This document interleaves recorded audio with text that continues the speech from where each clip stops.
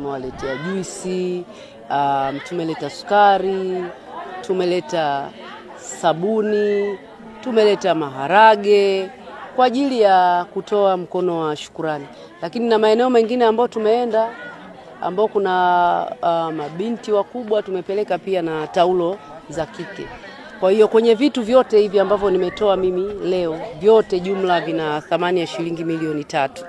Sasa nimeamua kufanya hivyo kwa sababu mosi, mbali ya kwamba ni jukumu langu kama mbunge, lakini vile vile ni mama, lakini kuna maeneo ambayo pia yana uhitaji wa watu kama viongozi, kama wawakilishi. Jukumu letu ni kutoa mkono wa heri, kutoa mkono wa sikukuu.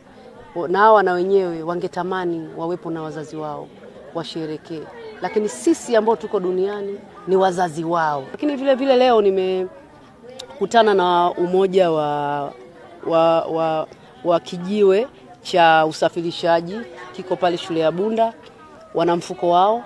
Kwa hiyo nimewakabidhi milioni 1 cash kwa ajili ya kufanya shughuli zao. Kwa hiyo na hii mimi ni desturi yangu, nadhani mnanijua, nawaita kwenye matukio mbalimbali. Na ndio nimeanza kama mwakilishi. Hivi vyote nafanya kwa pesa yangu, lakini kuna vile ambavyo nitakavyopigania serikalini vitakuja, kwa sababu mwisho wa siku nahitaji niache alama. Daktari Samia Suluhu Hassan na chama changu, Chama cha Mapinduzi, kiliniamini, kikanipa ridhaa. Ndani ya hii miaka 5 nataka niitendee haki na ifanyike kabisa na Watanzania.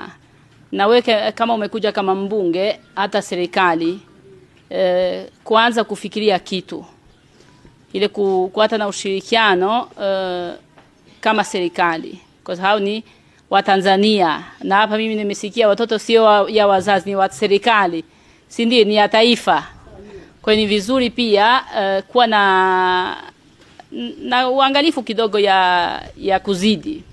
Kiukweli kwa niaba ya wengine nipende kushukuru kwa hiki mlichotufanyia.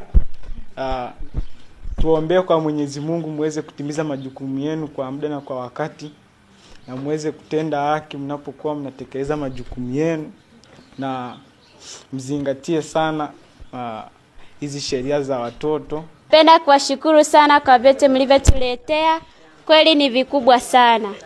Na sisi tunafurahia sana mnapokuwa mnakuja kututembelea. Tunaombea kwa Mungu awabariki na ongezee maisha marefu. Kitu hiki anachokifanya mbunge wetu kwa watoto na sehemu zingine ambazo amepita, kwanza ni kikubwa na tunampongeza sana. Inaonyesha jinsi gani alivyo ni mtu wa watu na anawakumbuka watu wake, na sisi tunamtegemea sana kama madiwani.